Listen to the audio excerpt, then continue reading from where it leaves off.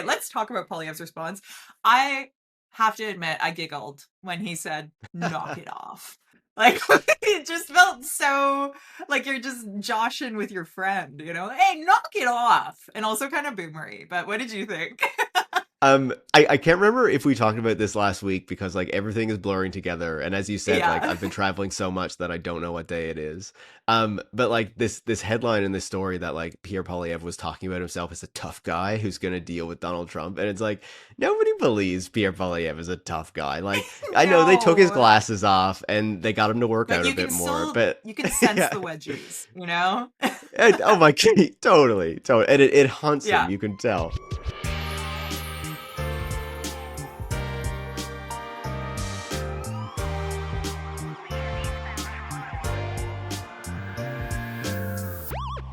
Hello and welcome to Campaign Cops. I'm Rachel Gilmore, your least favorite person's least favorite journalist, and I am here with Paris Marx. Paris, say hi to the people. That's me. Hello. I need a donut. Yeah. I need to turn my lights on to go through a red light or something. I don't know. Yeah, we are your campaign cops reporting for duty.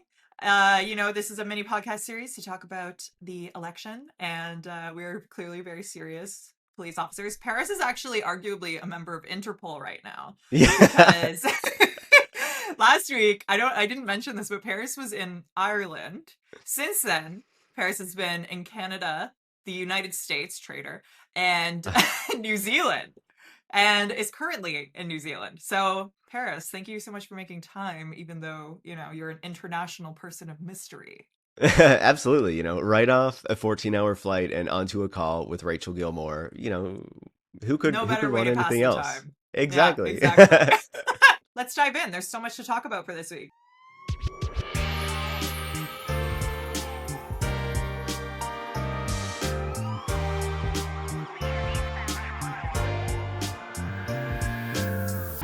So, as you guys know, as politicians pander and promise and play dirty, we're here to talk about it all. So, we've got a ton to sink our teeth into this week. Why does so much have to happen during an election campaign? This is so annoying. It's exhausting. I'm so tired and I'm breaking Yeah. out.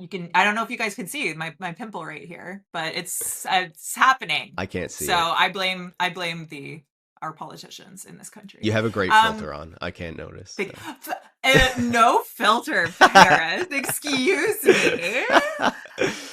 This is all good lighting and a ton of makeup. Okay, I just do we a need. filter because I'm lazy. Do you have a And filter on? I think so. It's like a Mac one. It's called what's it called? Studio Light. So just so you guys know, Paris doesn't actually look like this. I'm just kidding. Yeah. Paris I'm looks even better than uglier in this. person. Yeah. Stop. Okay, we need to actually talk about the election and not just our faces. So let's talk about someone who loves his own face. Trump Yeah. dominated this week in the campaign to the point that we barely registered the announcements that were made. Like we had a lot of different policy announcements and Who wants platform policy? planks kind of Boring. boring. Ugh. Let's talk about Donald Trump instead. What did you think of Yeah. how Kearney and Polyev handled this? Like they both they had slightly different approaches. What did you think? Yeah, obviously like we've been wondering like okay, when is Donald Trump really going to like actually become a part of the campaign? Like obviously it feels like the ballot question and the discussion is all around Donald Trump and has been since the beginning. But it's like when is he actually going to do something that is like we're gonna be talking about, and this is the week it happened. Yeah, And the first you know, week. I- yeah, well, and it's gonna continue happening. Yeah, I know. exactly. Yeah. Um, but I feel like it was great for Carney, right? In the sense that every now and then he's making these flubs on the campaign trail, which I know we're going to talk about. Yeah. And this allows him to kind of like get off the trail and be like, look, I'm the prime minister. I'm dealing with the big serious issues. I'm protecting you from the tariffs, even if Donald Trump's not changing anything. Like it allows him to look prime ministerial, which is what you want in this moment, right? And to really distract, as you're saying, from these other things that might be happening, because the thing that is on the top of so many Canadians' minds now is like, what is going to happen between us and the United States and like the economy and as a result all of our jobs and all that kind of stuff, right? There's so many other issues, but that is dominating. And so I thought it worked really well for Carney because he's been saying since he became prime minister that he was not going to get on a phone call with Donald Trump unless Donald Trump like recognized Canadian sovereignty and like showed more respect toward Canada.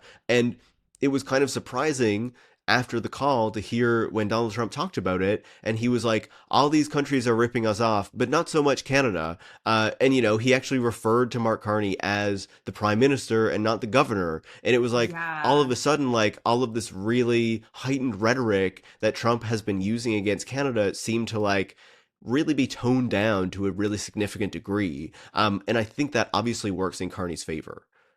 Yeah, I want to know what Carney said to him because he seemed like the Trump whisperer with that like Yeah, level of calm that we got afterwards, which is huge for him. Like that makes him look really good. And I'm trying to interrogate that within myself because obviously like Trump had some very nice things to say about Carney, and the whole wanting to distance yourself from Trump has been such a thing for Polyev, but I just think it's less of an issue for Carney to be liked by Trump because fundamentally on like a policy level, on an optics level, on a style of campaigning level, they are just so different. So if Trump likes him, it's in spite of his policies and lack of Trumpness as opposed to because of it, right? Um, totally. but yeah, I think that Carney looked really good. He was like standing up there in Ottawa, coming out of a cabinet meeting. It was very prime ministerial. It was, I mean, it's literally in his capacity as a prime minister. But I think that that allowed him to look like a really serious person at a time when Polyev's doing a lot of kind of goofy stuff, right? Like the slogans, the his response. Okay, let's talk about Polyev's response. I have to admit, I giggled when he said, "Knock it off."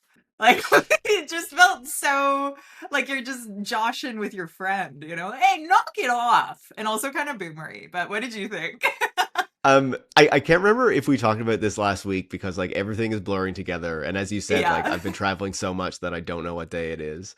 But like this headline in this story that like Pierre Polyev was talking about himself as a tough guy who's gonna deal with Donald Trump, and it's like nobody believes Pierre Polyev is a tough guy. Like I know they took his No. glasses off and they got him to work But out a you bit can more, still but you can sense yeah. the wedgies? Oh my god, totally, and it haunts him. Yeah. You can tell.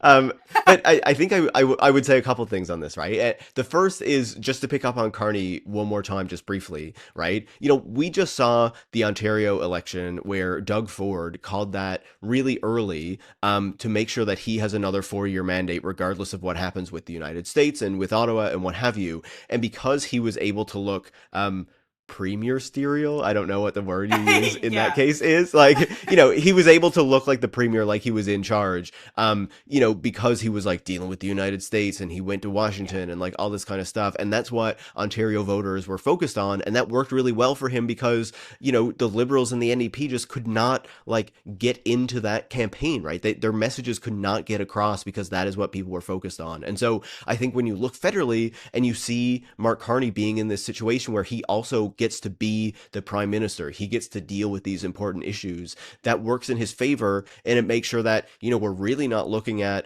the Bloc and the NDP and certainly not the Greens, but even like the Conservatives is like, what are they doing? Like it's not important, and especially when, as you're saying, you look at the Conservatives and they don't look serious, right? It doesn't look like they're really grappling with the scale of this problem that basically the vast majority of Canadians think is a really big issue that they want their leaders to be dealing with.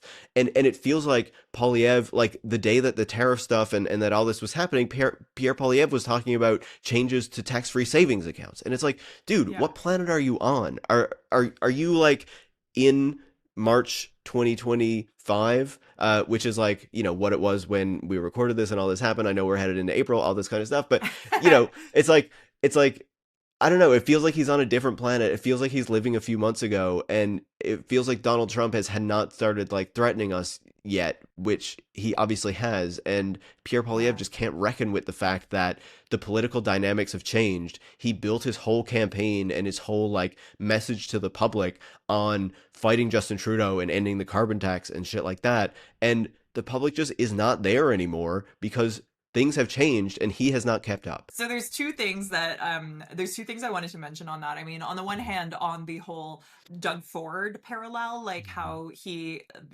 kind of immediately launched into this campaign. The thing that he did well, that Mark Carney's also doing well, is not necessarily run against their opponents, but run against Mhm. Trump. And that is what Polyev isn't doing, that a lot of conservatives want him to be doing. And so I think that that's like a really big problem. And then the other thing I also wanted to mention really quickly, and then I think we should go back to the whole even conservatives are getting frustrated thing. Mhm. Um, Yeah. is like, who has, on that TFSA announcement, right? Who has an extra $5,000 to invest right now?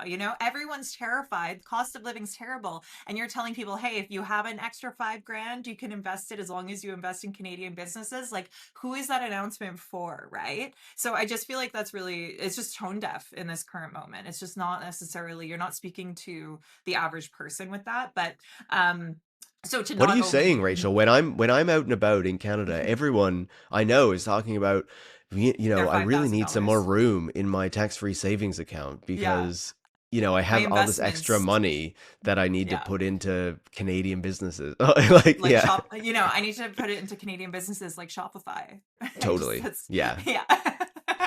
But yeah, no, it's I just feel like, especially on a day when you should be talking about the Trump threat, to have that kind of a tone deaf policy, but also on that day, is just not very well thought out. That is exactly the kind of issue that other conservatives are having right now, which is that Polyev isn't rising to meet the current moment. He's still trying to fight the kind of campaign he wants, and he's trying to create the ballot box issue, right? But the ballot box issue has been decided. It is Trump. It is Canadian sovereignty. It is handling Trump's threats to our economy. There is nothing that can be done to change that. I don't think that Canadians are going to suddenly care more about their TFSAs, right? Like, we do care about cost of living to a degree, but if we don't have a country anymore, we've got bigger fish to fry, right? So I don't know, like, why do you think that Pierre Poilievre, what we're hearing is that, and there's been reporting on this from Global, there's been reporting on Mhm. this from, I believe, CBC as well. There's been at least 3 different articles that I've seen that talk about these conservative insiders taking issue with the direction that Poilievre is continuing on in this campaign and his refusal to shift. So why do you think he isn't listening? Like, why do you think he's not pivoting? Yeah, so I'm not going to claim to be an expert on the internals of Conservative Party politics. So let me say that up front. But What, based you on missed the what I've last been meeting, reading, or yeah, yeah, totally. They yeah, they took away my you've been my traveling. conservative card. Yeah, I know. Yeah. Yeah. Um, but it's like so there are a few things there, right? And one of it is one of the most vocal people, of course, this week to really come out and start talking about the problems with the campaign is Corey Tenike, who was obviously very Yeah. close with Stephen Harper and the Harper campaign back in the day. I believe he did comms for Harper, if I remember correctly, and he was also very much involved in the Doug Ford campaign, right? And we Exactly. know Yeah. how successful Doug Ford's brand of conservatism has been. He now has another majority government, under his belt, right?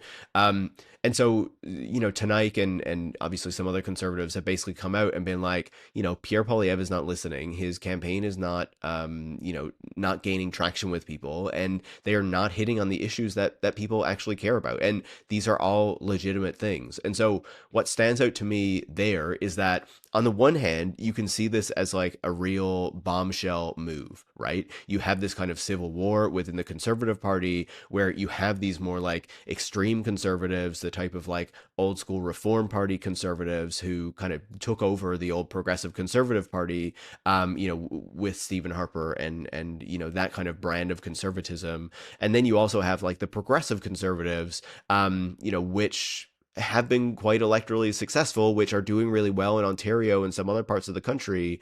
But there does seem to be this real tension between them, and you can see that very clearly on provincial level, where you have someone like Doug Ford, who has become Captain Canada, who is saying, we will take the hit in order to make the Americans feel the pain. He has been going on all the American television networks to try to make Americans really understand what is happening here and how they will also be paying the price for the actions of the American government. And then on the other hand, you have someone like Danielle Smith, who is arguably kind of saying things that are kind of backing up what Trump and Trump style Republicans are saying in the United States. She recently even went down to Florida to do an interview with that Daily Wire guy, Ben. You'll know his Yeah, they were name. both speaking at the same conference. Yeah, it Yeah, was Ben Shapiro.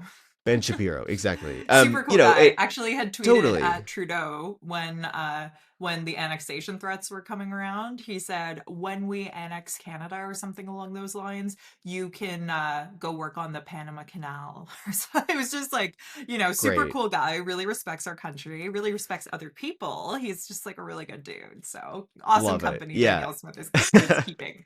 Yeah. But like I think the last point I would make there is like you see this tension within the conservative movement, right? And they always try to position themselves as a big tent. The conservatives and the liberals try to do that. The liberals are trying to pull in some conservatives and NDPers and all those type of people to get them to vote, and you can see that is actually really working in this campaign because of Trump and because of what the ballot box issue looks like it's going to be and how people are concerned about these things. But then on the conservative side, you can see this as like, okay, there's a civil war in the conservative party. There is a lot of people who are unsure as to where this is going to go.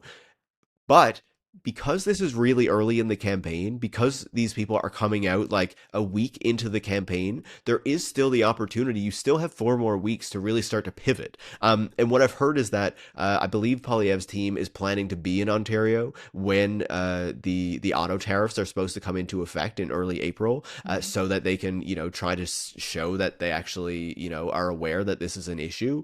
Unlike what we saw a few days ago.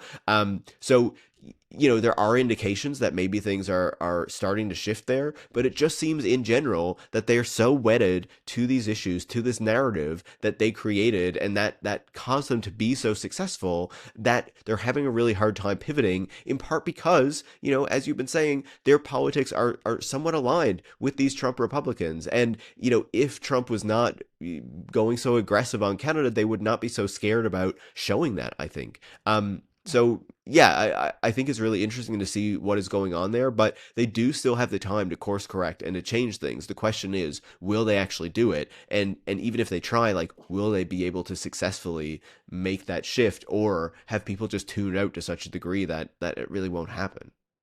Yeah, well, and I think that that's like why we're seeing these people say this publicly now. It makes it very clear that they're being ignored when they try to push this behind the scenes. So now they're trying to publicly pressure this pivot, and they're doing it this early. I think to me that's a sign that they care and that they still want the conservatives to win. This isn't them like planning to save their own asses in the future to be like, oh well, I was on this side of it. Maybe like a little bit of that, but I think overall they just actually want the campaign to listen to them and to fix this. Doug Ford is saying that he won't campaign with Polyev and won't help the He's just very conservatives. busy, Paris. It's not, Yeah, he's not he's too much he's into just it, governing a right? province. It's Yeah, just, yeah, exactly. he's just Yeah, busy. Otherwise, he totally like would, I'm sure. they're not helping, but yeah, they're not so explicitly saying like don't vote conservative because Pierre Polyev Yeah. sucks, but they're also like we're not putting our resources into helping this guy because Well, and we're not I hitching our think Doug wagon to Ford this is, guy.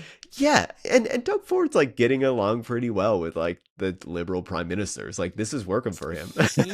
He said, like, he came, I don't want to use the word endorse because it wasn't that strong, but he came out and was talking about how smart Carney is and like how much he likes him. So I don't know. It's there's Listen, definitely a you little you bit of don't see drama. you don't see a photo of Doug Ford and Pierre Polyev at a local breakfast joint, like kind of having a Yeah. chat, and I mean, yeah, maybe Polyev wants that photo, but it seems like Ford's not letting that happen. So yeah. yeah.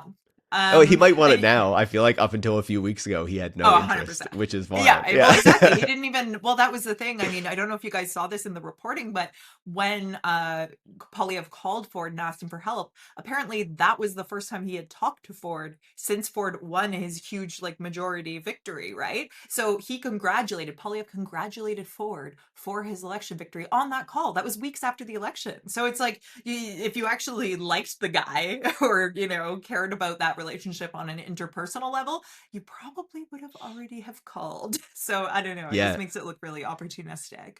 Um, I just want to add Paris, one yeah, more yeah, point for on that, sure. and then Oh yeah, we can definitely. talk about all the other things that we need to talk There's so about. much. But There's so much to talk about.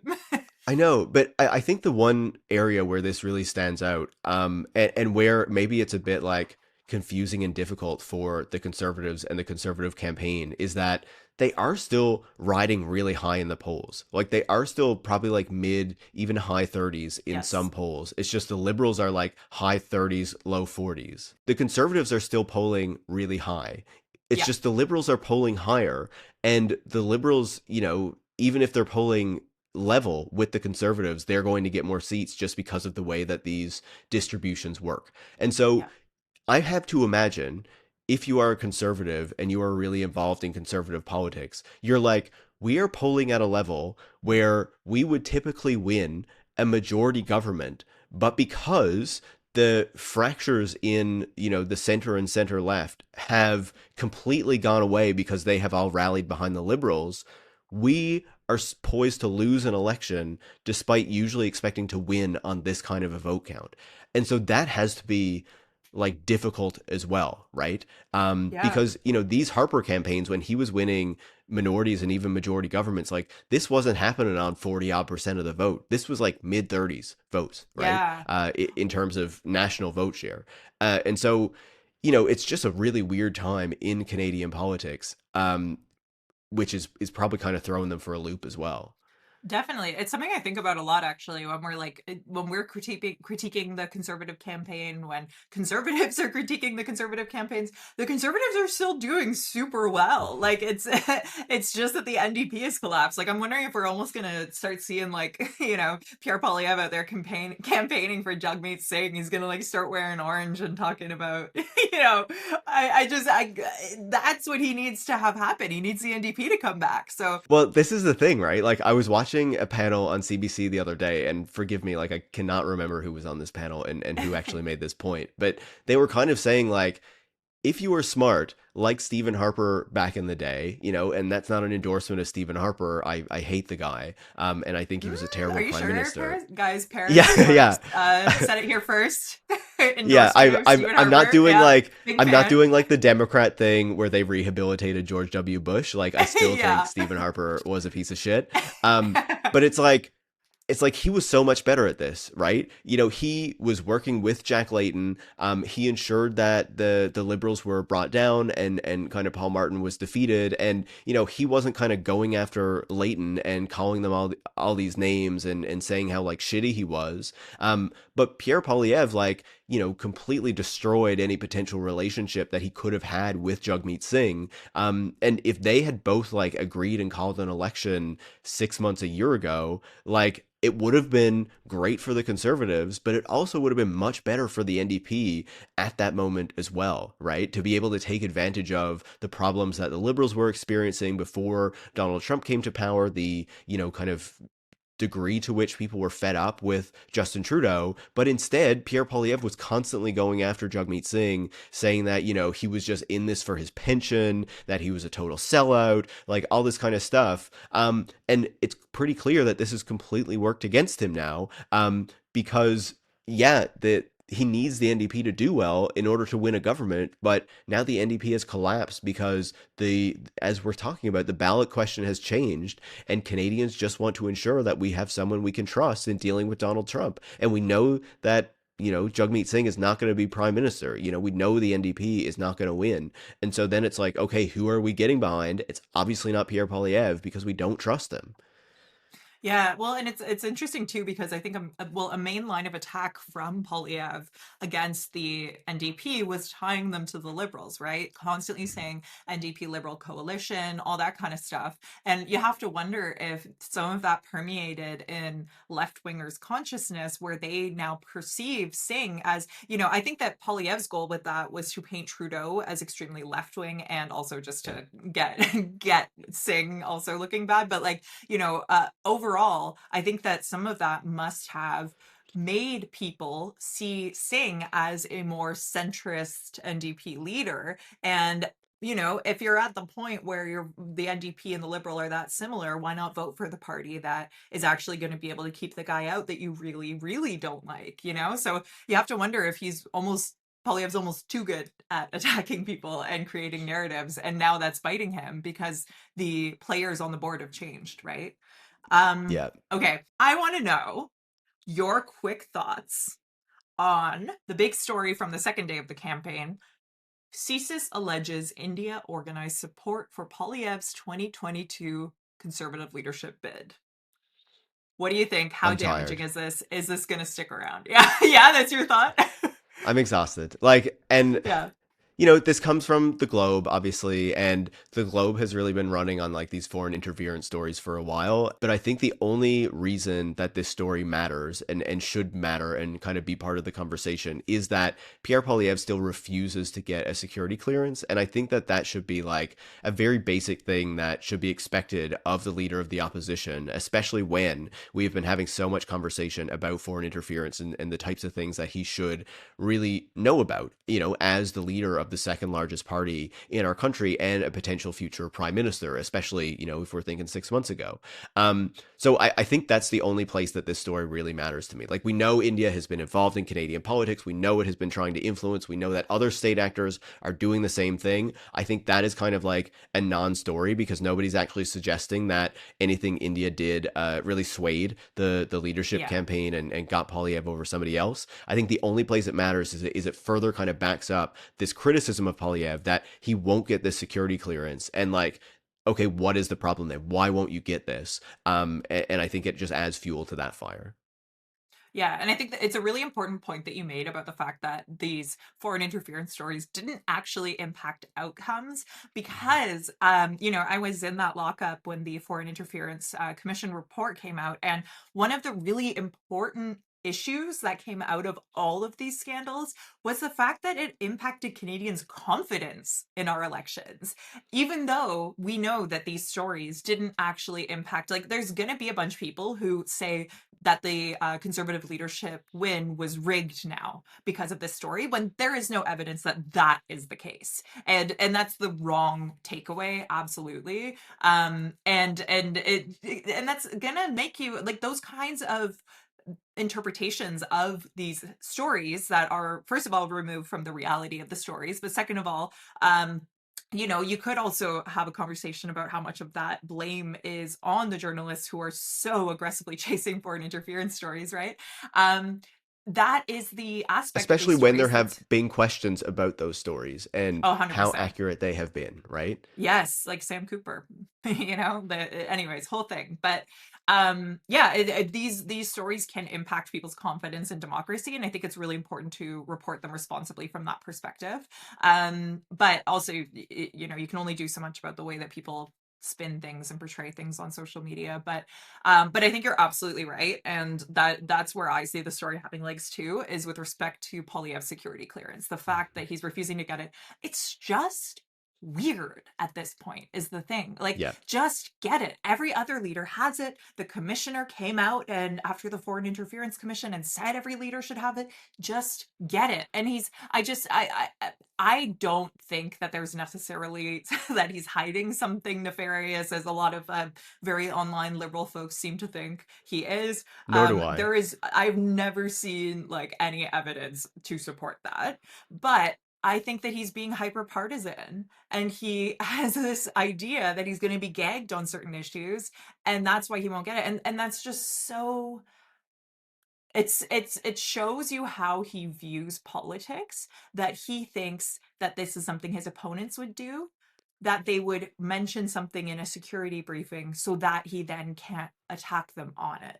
That is so not how national security issues should, and I would argue don't work. They don't work like that. People don't do that. But the fact that that's where his mind goes, you have to wonder, is that what he would do in that situation? Or like, why is he assuming that that's going to be done to him? Or why is he so paranoid about that being done to him? So I just don't buy it. I think it's really weird. And I think he should Yeah, just it's get it's his major security red clearance flags. and this would end it. Like, it would end the issue. Okay, next one. Mark Carney and the Bermuda tax haven. So I can give a little context here before we talk about it, because my hot take, first of all, on this story is that I think a lot of it, this isn't a knock on Daniel LeBlanc, who reported the scoop, but just sort of on the general, all the journalists then responding to it immediately after the fact.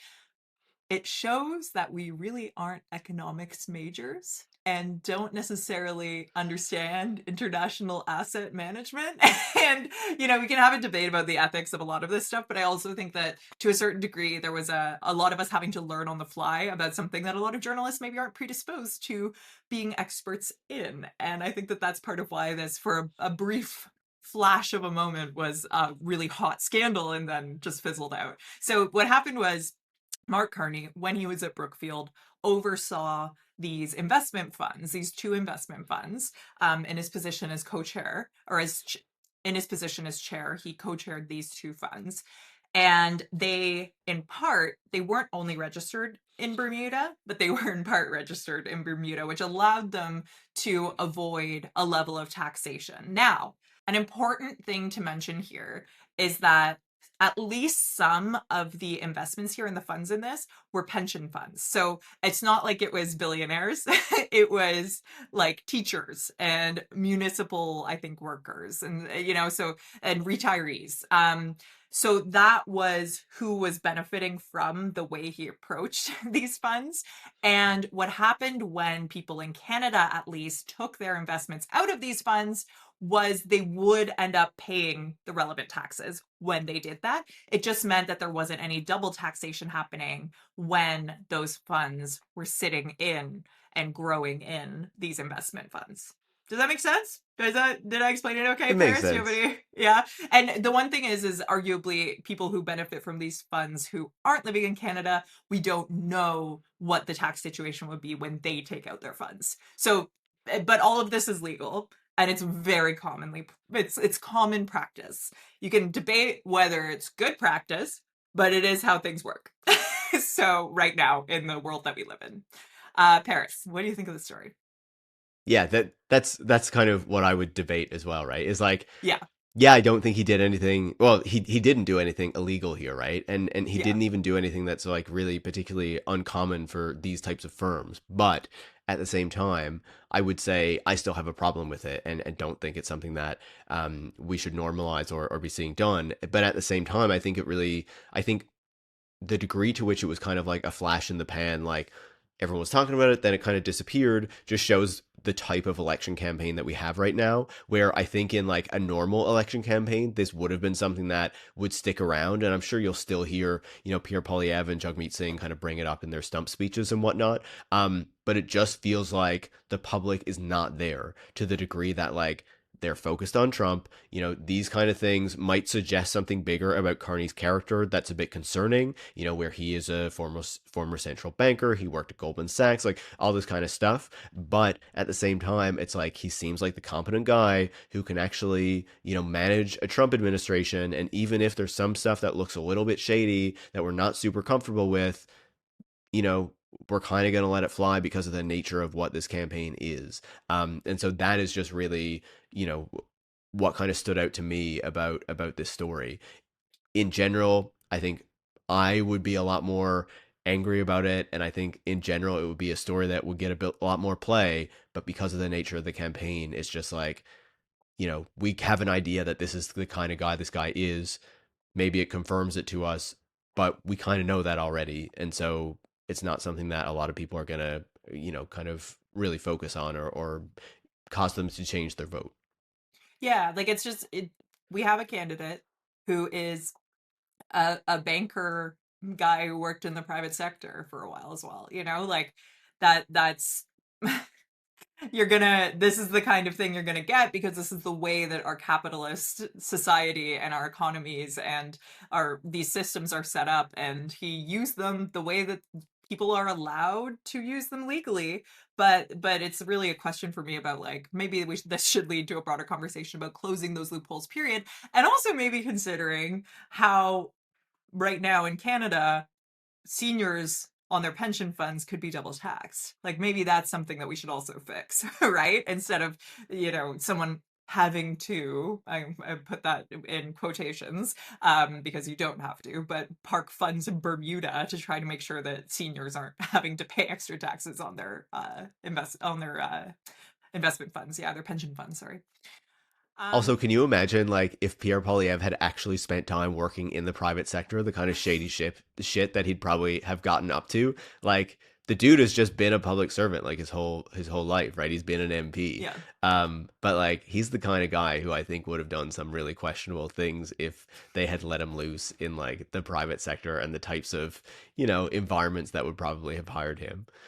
What do you mean? He seems so empathetic and, like, just thoughtful in Yeah. how he approaches everything. Okay, next one. I'm actually surprised because it's funny. I felt like this was a more politically damaging week in a lot of ways for Polyev, but I'm looking at these scandals and there was more stuff thrown at the wall for Carney. I think just more of it stuck to Polyev. But the next one is Carney and Quebec. So that includes a few flubs and screw ups that he made.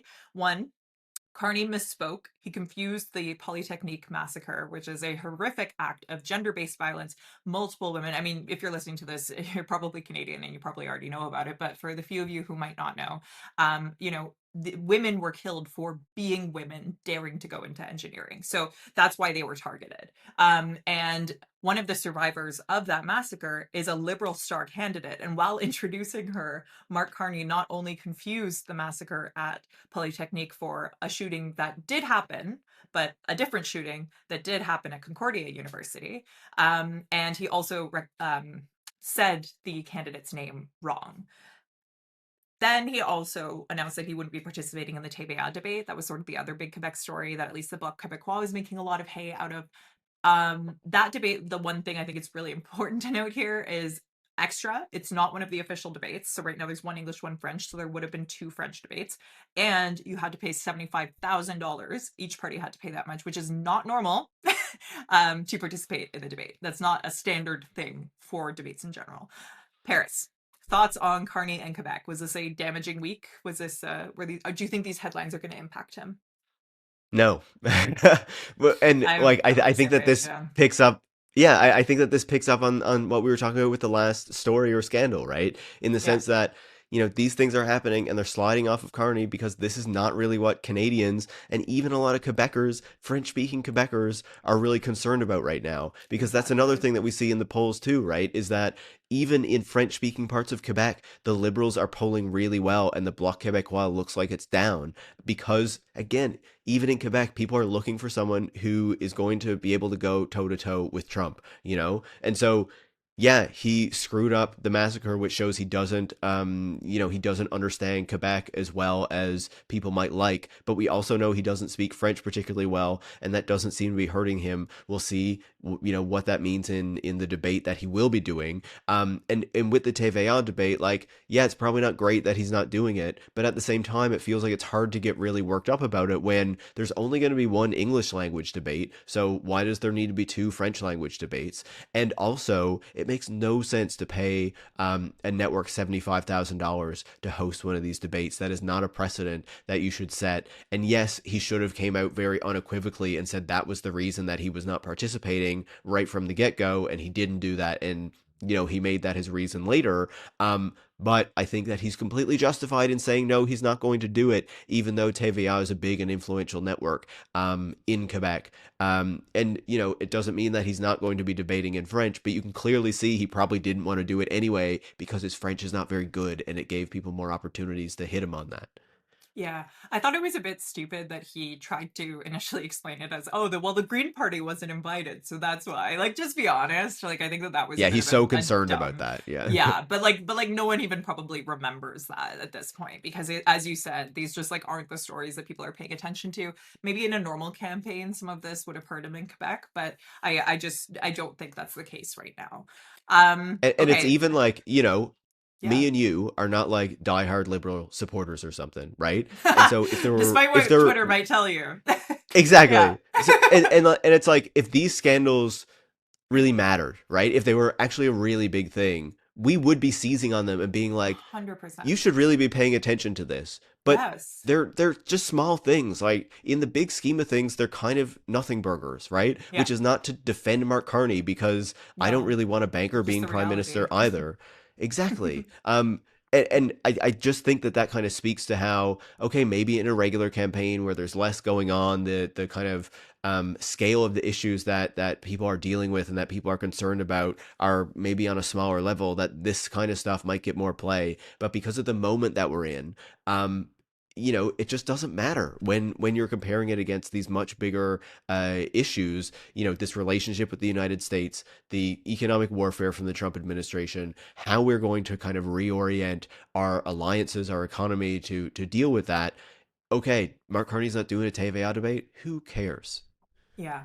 And it's interesting when you mentioned the kind of campaign it is. I have to wonder if that's maybe an area where Polyev's the fact that Carney is a political rookie and that Polyev has been in this game so long is actually working against Polyev because he's so used to running normal campaigns. He's so used to the Right. kind of tricks that work and the tactics that have worked for him for decades, literal decades. But it's also like, even when Carney made the flub, it was like the candidate whose name he messed up and who was at that shooting, at the Polytechnique.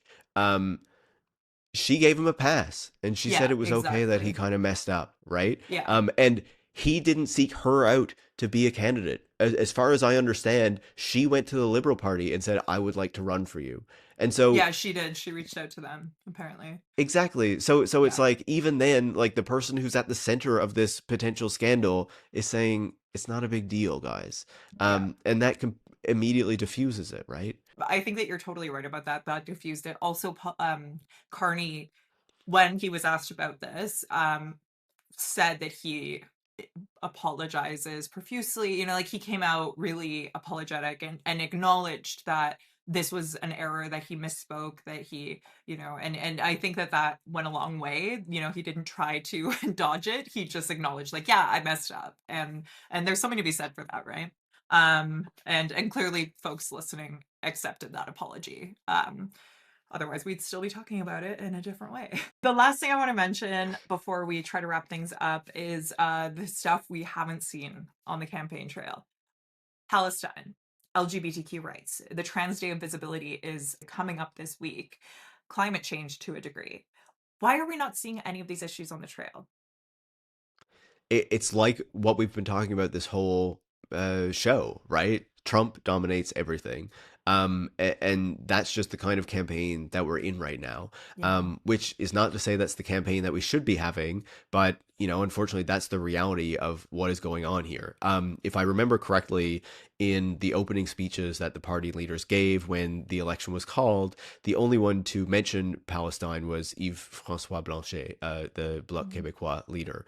I don't believe even the Greens did. Maybe I'm wrong on that and need a fact check. But like the bigger party leaders, I don't recall them doing that at all, right? Obviously, we know that trans rights are very much in the firing line right now. In particular, Yeah. we see that in the United States very clearly, but even within Canada, when we look at Alberta and what Danielle Smith is doing out there, and the things that Pierre Poilievre has said as well, And where he has Saskatchewan been and attempted in New Brunswick. It's yeah. right. Exactly. And it's been pushed back in New Brunswick because the Yeah. the Progressive Conservative Party there was pushed out of government. Yeah. So obviously that is positive to see. But we see that again, like kind of going back to what we were talking about earlier, where there is also this divide in the conservative movement, where you have these more kind of progressive conservative parties that are not going after trans people to to nearly the same degree. Maybe they're not like standing up for them, but at least they're not like actively trying to erode the rights that they have. Whereas you have these much more extreme, radical, right wing groups, that we associate more with the United States, that we find leading the federal Conservative Party, the UCP in Alberta, the BC Conservatives, the Saskatchewan Party, is that what it's called in Saskatchewan, I believe, I think and so, yeah. even yeah, and even in New Brunswick, as you said, there are these like this kind of distinct brand of conservatism that we see rising that is very much against these social rights that people have fought a lot for over these Mm, past number of years. And I do think that should be more part of the conversation, right? This yeah, broader scope of issues. And I think that, even if it is not something that comes up on the campaign trail, I think it's like on our media to be prompting these things to the leaders, even if they're not doing an event on something specifically, or even if there's not like a big story that's happening that prompts it, even though there's clearly many things you could pull from what's happening in Gaza and in the West Bank that still, we should be hearing what Mark Carney has to say about those types of things, or, how we see in the United States how, there is this active rollback of the rights that trans people have. What does Mark Carney think about that? I want to know that, and I'm sure a lot of Canadians would as well. And so, I think it's less about the political leaders and more about the media really making sure that these issues are being put front and center, even though, we have this overwhelming thing that so many people care about. But we still need to know where they stand on these other things, and to yeah. what degree they would really be willing to fight for it, even if, Trump and kind of these economic and broader geopolitical relationships are going to be incredibly dominant for the next 4 years. Assuming that the Trump administration, the Americans kind of keep this posture. Well, and even if these aren't necessarily the issues that shape the election, asking those questions allows you to then, in the future, hold politicians' feet to the fire and hold them to account for the things that they promise and the things that they say, right? So I think that it's really valuable to ask those sorts of questions. We had Polyev at one point prior to the campaign, but not long ago, make a comment that he's only aware of two genders, which is just so like it's not even reflected. That's not even real. Like that's completely inaccurate, and frankly also just him lying because of the fact that he's been in government for over 2 decades, and the acronym that he's had to say a million times, right, that he's like been confronted with a million times, already lays out several other genders. It's just so disrespectful and so hateful. And I will certainly be watching in the next week for the kinds of statements we see around Trans Day of Visibility. And I do really hope that some journalists, if there is not a statement that comes out, will ask why. And I think that's a really important question to ask. And yeah, I can understand why the politicians right now wouldn't want to step headfirst into these issues, because they're the kinds of issues that can turn into real like wedge issues. We saw that obviously the atrocities, the genocide in Gaza was something that really hurt Kamala Harris in the States. And so I can imagine Mark Carney, because the liberals haven't been good on Palestine. And I think he probably doesn't want to have to go there, because if he does, that could really split the more progressive vote away from him. So I can understand why he would avoid that. But it's interesting seeing the media make it easier for him to avoid that, and for Polyev to avoid the tough questions on trans rights as well. So we'll see what happens. Paris, was there anything else you wanted to chat about? I feel like we could go for like hours and hours, but if is there Oh anything my that didn't God, come up we want to there's so mention? much we could talk about. I I know. think I would just I think I would just point to a few kind of smaller things, and that Yeah, is, I think it's notable how little we talked about the NDP 100%. I had a over question the about them past that I hour. skipped for time. Yeah. Exactly. Yeah, like they're just a non-entity, right? Yeah. It's like, okay, we don't talk a lot about the Greens, and we don't talk a lot about the People's Party, and we don't talk a lot about the Bloc because they're just in Quebec, but it's like the NDP is usually at least in that conversation, and they Yeah. just feel completely sidelined. And I don't see how that really changes in any significant way. I'm not seeing anything from the NDP, from Jagmeet Singh, that suggests that this is really going to shift in the next few weeks. Like, he would need to put on the kind of debate performance that we've probably never seen before for them to actually become relevant in a way that we're just not seeing right now. And I'm not expecting that to happen. Um, The other thing I would say is that, obviously the tech industry is something that I pay attention to. I feel like we haven't seen, Canada's tech billionaires be very active yet in this campaign, or be very vocal, or at least like have an impact on the discourse in a way that we saw south of the border, and we kind of saw them.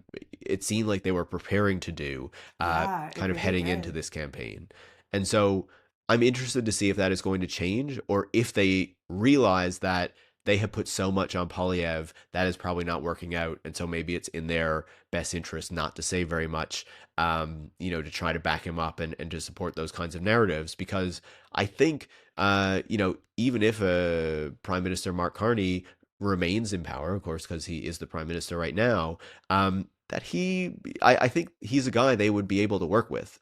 He Yeah. cut the capital gains, the increases in the capital gains inclusion rate. Hmm. He's been saying a lot of positive stuff about AI. He has a history, Yeah. kind of working with the tech industry. So I think that is something that I'll be watching. And then the final thing I would say, given the part of the world that I am in right now, Yeah. as you said in the start of our episode, is that I know it's not something that a lot of Canadians will be paying attention to. I know that there's bigger fish to fry. I know that we don't think a lot about Australia, even though I feel like there's a lot of similarities between Australia and Canada. They are also going to an election. They'll be voting less than a week after Canadians will be going to the polls to elect a new federal government. Australia will be doing the same.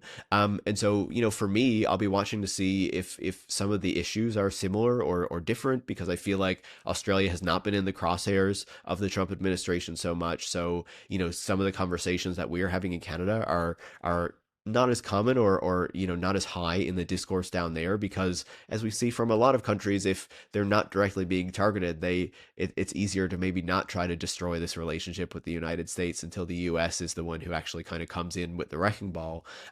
So yeah, I don't know, I'll just be watching that, because I think it's really interesting. I also used to live in Australia, so I still kind of pay some degree of attention to what happens down there. Those are my thoughts. Yeah, and Paris also told me before we started recording that you get a free, or maybe not free, but you eat a sausage after you vote in Australia. You get a sausage, right? Yeah, That it's they the fire culture up the down there. bobby. And, Totally. So, yeah. in Australia, voting is compulsory. So everyone is expected to vote, and there's a fine if you don't vote, and don't have a good reason for not doing so. And so they have this culture in Australia that after you vote, you get a democracy sausage, basically like a hot dog. And yeah, Rachel and I were talking about this before we started recording. I didn't know if they were free or how it worked, but apparently they're set up at each of these polling places to be like a fundraiser for some local sort of thing. So, you may pay a couple bucks for your hot dog, but like this is part of the culture of like you go to vote in Australia, then you get a democracy sausage because you've participated in the democratic process. And I was like, man, we need some kind of like culture like that around our Yeah, voting like booths, a like around democracy our, beaver tail or a democracy yeah, something poutine. like I'd that. be so happy. Totally. Yeah. Yeah. Democracy Meanwhile, in the pancakes, States, you're like not come even on. allowed to like have water, depending Yeah. on where you're voting. Anyways, okay, I, we can I go I all think I day. think Mark Carney needs to introduce democracy pancakes. Like this That needs to would become a thing. pancakes aren't that Canadian, are they? Come I think that. on, maple syrup. Oh yeah, actually, that's a really good point. Yeah, but there's more of Yeah. that's the topper. Maybe it should be like the Yeah, syrup. but You know, still. the frozen poured syrup. Mm. I guess it Oh depends yeah, when the election is, what time of year. Okay, that's enough. true. I'm getting hungry, Paris. So busy week. I also need lunch. Yeah. Yeah, yeah. Can't wait to see what's next, Paris. Where can people keep up with you until then? Absolutely. I host a couple podcasts, Tech Won't Save Us and System Crash. I have a newsletter called Disconnect, and right now I post over on Blue Sky, but maybe someday, I will expand. I will expand into the video platforms, but not I'm yet. gonna get you on. I'm gonna get you on there. Someday, yeah. Yeah. As for me, you can find me on those video platforms like TikTok and YouTube and all that good stuff. You can also subscribe to Bubble Pop with Rachel Gilmore, my Substack, Patreon. I'm very easy to find on social media. It's kind of hard to get away from me, honestly, because I post way too much. I also want to shout out Hans Vipian Wenzel for putting together the music for this show. You can find him on Spotify, artist name Hans, lowercase h, with an exclamation mark. Thank you for joining us, and we will see you next week on Campaign Cops. There we I have go. sunglasses. Now I'm going to get my cop donut.